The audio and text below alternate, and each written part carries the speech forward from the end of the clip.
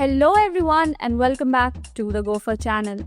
I am Divya Darshana and today we are diving into static file serving with GoFr, a feature that's both simple and powerful. Have you ever wondered why you would serve static files through a backend framework, or how GoFr makes this process not just possible but exceptionally efficient? Well, by the end of this video, you'll see how GoFr static server outperforms traditional methods with built-in observability and why Go is a game changer for resource-efficient deployments. So, let's not waste any more time and let's get coding with GoFr.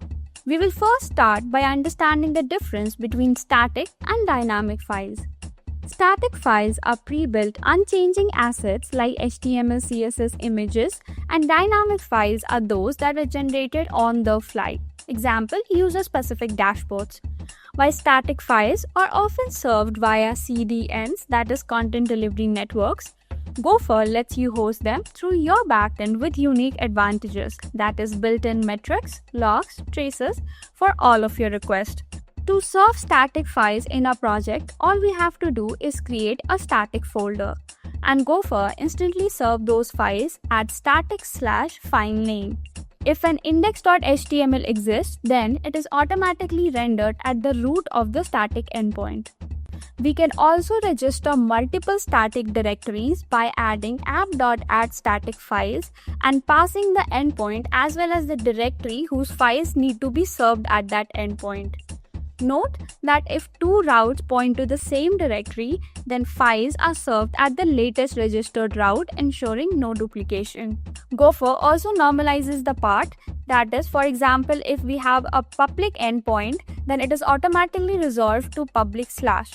And in case of OpenAPI specifications like OpenAPI.json or Swagger UI, we follow the convention that they must always be placed in a static folder and can only be accessed via .wellknown/openapi.json or .wellknown/swagger. Direct URLs like /static/openapi.json always returns a 403 forbidden. This is actually a best practice that we follow to ensure predictable API discovery without manual configuration. Now that is enough theory, let's get some practice. So for the purpose of demo in this video, we will containerize our GoFr's website locally. And for that, we need to go to the GoFr's GitHub repo, then navigate to gofr.dev, and then the website repo.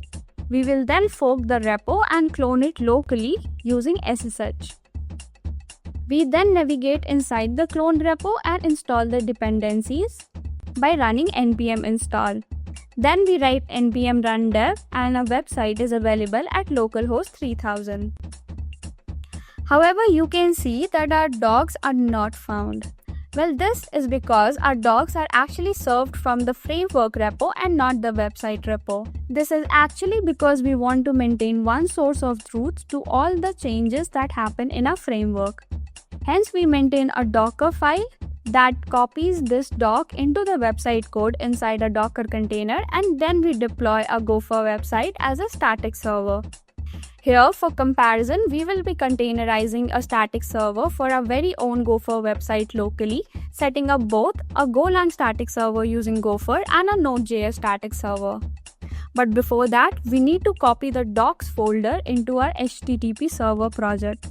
So we copy the docs directory from a frameworks repo into our HTTP server project. Now, in our main.go, we add app.addStaticFiles, giving the root endpoint and the directory from which the files need to be served as website.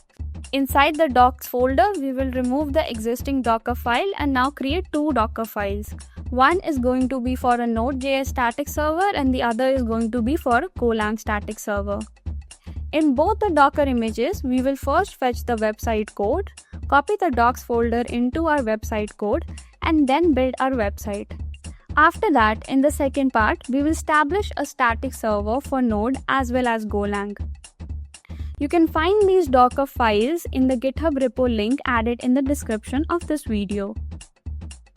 Note that in case of Golang, as we are hosting a GoFr static server, we copy the output of the build of the website into our specified directory, that is website.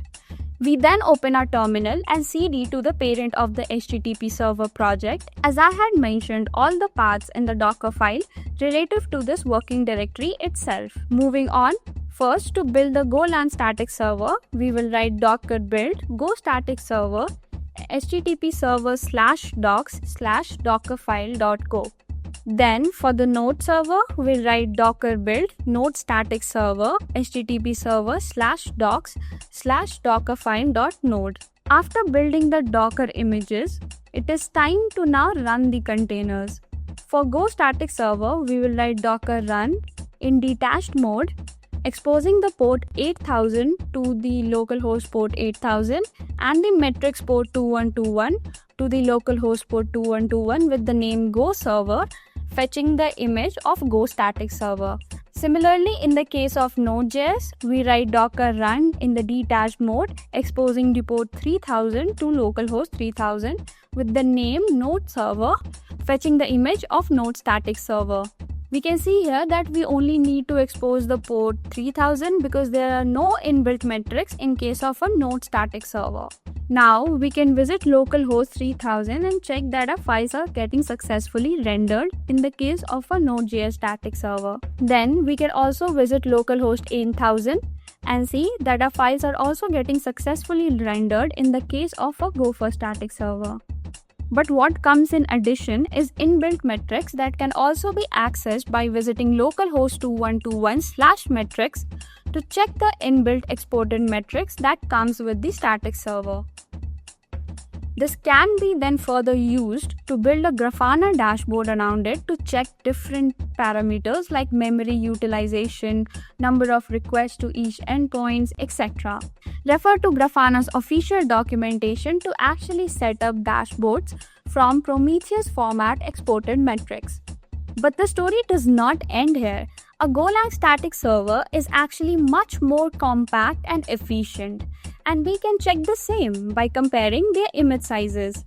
So we write the command to inspect the build images with a filter, and here we can see that the Golang server image is almost less than half of that of the Node server.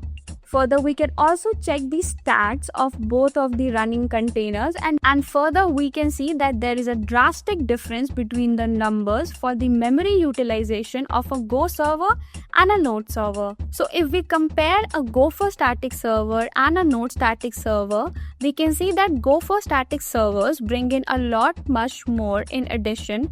For example, JSON formatted logs, tracing and metrics, having smaller image sizes, lower memory usage, efficient concurrency, and security because of compiled binary sizes.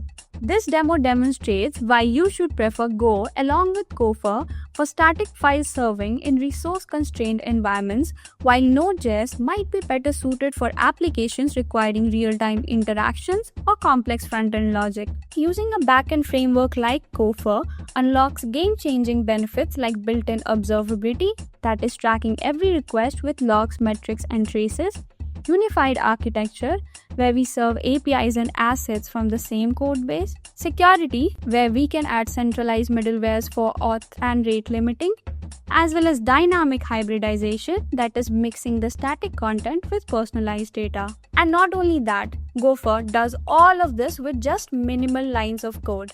So, to learn more about static servers in GoFr, check out the official documentations on serving static files at gofr.dev. And if you're excited about efficient systems, contribute to our open source repo, that is github.com/gofr-dev/gopher, where you can find the open GitHub issues and get started with it. You can also join our Discord channel for any feedback or design discussions regarding the same. With this, we come to the end of this video. If you found this video helpful, don't forget to like, share, and subscribe to the GoFr channel. Thanks for watching, and I'll see you in the next one. Until then, happy coding with GoFr.